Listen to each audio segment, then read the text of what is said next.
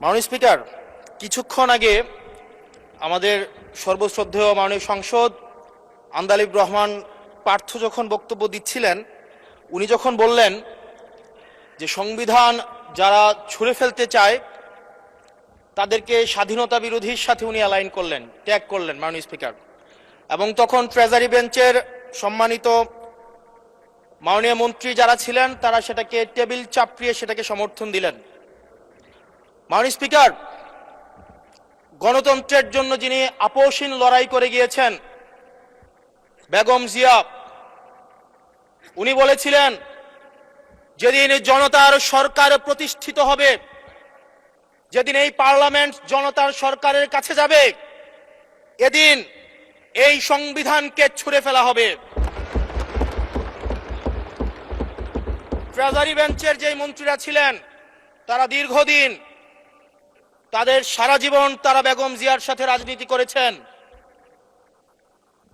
এই সংবিধান ছুঁড়ে ফেলার সাথে স্বাধীনতা যুদ্ধাপরাধীর অ্যালাইন করার যেটার হাততালি তারা দিয়েছেন, সেটির মধ্য দিয়ে বেগম জিয়াকে তারা মূলত অপমান করেছেন কিনা তারা সেটা ভেবে দেখবেন।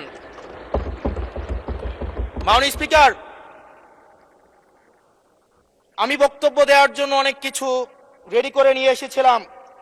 আমরা আইনমন্ত্রী বলেছেন রুশু পড়ার জন্য, তারপরে হবস পড়ার জন্য, মদিনা সনদ পড়ার জন্য পড়েছিলাম, কিন্তু আন্দালিব রহমান পার্থ সাহেব যে বক্তব্য দিয়েছেন, আমরা ক্লাস 8-9-এ যে ডিবেট করতাম সেটি রিভার্টাল দিলে 20 মিনিট সময় লাগবে। মাননীয় স্পিকার, আমি ওনার বক্তব্যের রিভার্টাল দিচ্ছি।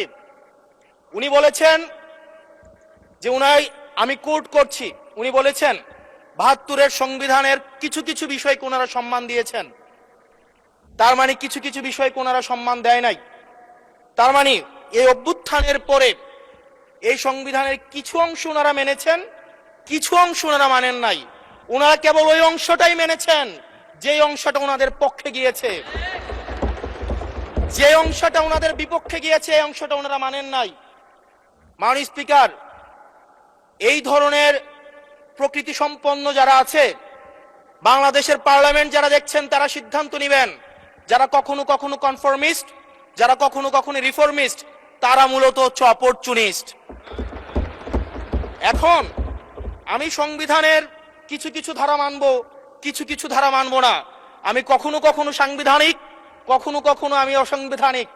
মাননীয় স্পিকার, যখন ডক্ট্রিন অফ নেসেসিটির প্রশ্ন আসে, মাননীয় স্পিকার, এই এক্সিস্টিং সংবিধান অনুযায়ী যখন 7A এবং 7B বলবৎ থাকে, সেই জায়গা থেকে আইনজ্ঞরা, মাননীয় স্বরাষ্ট্রমন্ত্রী উনি থাকলে ভালো হতো। ডক্ট্রিন অফ নেসেসিটি মাননীয় স্পিকার 48-3 অনুযায়ী রাষ্ট্রপতি সুপ্রিম কোর্টের মাধ্যমে একটা এই 106-এর অ্যাডভাইজরি একটা রুল আছে মাননীয় স্পিকার। এই অ্যাডভাইজরি রুলের মাধ্যমে সংবিধানের ফান্ডামেন্টাল কোনো বিষয় কম্প্রোমাইজ করা যায় না।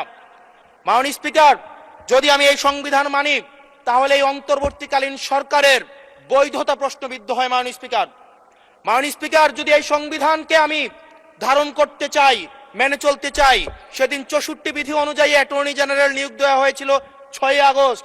মাননীয় স্পিকার, এই সংসদে প্রশ্ন রাখতে চাই, তৎকালীন বর্তমান রাষ্ট্রপতি চুপ্পু, তখন বলা হয়েছে অ্যাটর্নি জেনারেল নিয়োগ দেওয়ার ক্ষেত্রে প্রধানমন্ত্রীর সাথে আলোচনা করতে হবে। সেদিন কোন প্রধানমন্ত্রীর সাথে আলোচনা করা হয়েছিল সেটা আমাদেরকে অ্যাটর্নি জেনারেল জানাবেন। আমাদেরকে অ্যাটর্নি জেনারেল জানাবেন যেই হিয়ারিংটা হয়েছিল এই হিয়ারিং এ উনি উপস্থিত ছিলেন কিনা। তখনকার সময় যিনি প্রধান বিচারপতি ছিলেন ওবায়দুল হক, তিনি তখন কোথায় ছিলেন, সেই রায়ের কপিটা আমরা দেখতে চাই। মাননীয় স্পিকার, আপনি যখন বেগম জিয়াকে 6 আগস্ট সর্বপ্রথম ছাত্র জনতা যখন সিদ্ধান্ত নিয়েছিল আর এক মুহূর্ত বেগম জিয়াকে কারাগারে থাকতে দিবে না, বেগম জিয়াকে রাষ্ট্রপতির আদেশের মধ্য দিয়ে বেগম জিয়াকে সেদিনই কারাগার থেকে যেই জুলুমের মধ্যে রাখা হয়েছিল সেটা থেকে ছাত্র জনতার রায়ের মধ্য দিয়ে সেখান থেকে বের করে আনা হয়েছিল। মাননীয় স্পিকার, যদি এই সংবিধানকে বাইবেল ধরে নেই, এই সংবিধানকে যদি গসপেল ধরে নেই, এই গসপেলের পুরোহিত অনুযায়ী যেভাবে ভ্যাটিকান সিটি চলে সেটা যদি আমরা ধরে নেই, তাহলে মাননীয় স্পিকার সেদিন বেগম জিয়া জেল থেকে বের হতে পারেন না। মাননীয় স্পিকার সেদিন বেগম জিয়া জেল থেকে বের হয়েছিল অভ্যুত্থানের জনরায়ের ভিত্তিতে। মাননীয় স্পিকার আপনারা বলছেন আপনারা ঠিক সেই জায়গায় আপনারা সংবিধানকে আপনারা মানছেন যেই জায়গায় সংবিধান থেকে আপনারা বেনিফিটেড হবেন। মাননীয় স্পিকার গ্রামের ভাষায় কথা আছে, বলতে চাই না, যে গাং পার হইলে মাঝি কোন দুলা ভাই। ছাত্ররা আপনাদের নেতা কর্মীরা গত 17 বছর ধান খেতে ঘুমাইতে হয়েছে, ত্যাগ তিতিক্ষার মধ্য দিয়ে যেতে হয়েছে। মহাসচিব কান্না করে বলেছে তাদের নেতা কর্মীরা ঢাকায় এসে রিক্সা চালিয়ে জীবন নির্বাহ করত।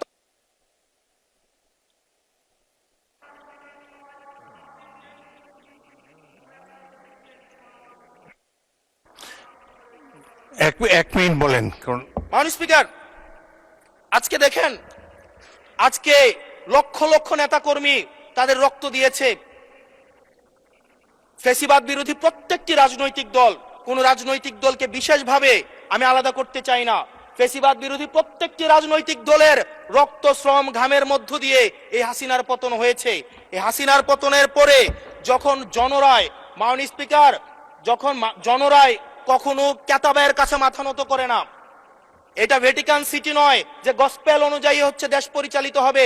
68% জনগণ তারা সিদ্ধান্ত জানিয়ে দিয়েছে এই সংবিধানের যেই বেসিক স্ট্রাকচারাল জায়গায় কোন জায়গাগুলোতে রিফরমেশন আনতে হবে। মাননীয় স্পিকার আন্দালিব রহমান পার্থ সাহেব বলেছেন যে অর্ডারে নাকি হচ্ছে সংবিধান সংস্কার পরিষদের গঠনটা নাই। উনি যদি একটু পরিশ্রম করতেন, জাস্ট একটা পাতা উল্টাইতেন, একটা পাতা পরেই বলা হয়েছে সংবিধান সংস্কার পরিষদ গঠন যদি জলযুক্ত। ধন্যবাদ মাননীয় সদস্য, ধন্যবাদ।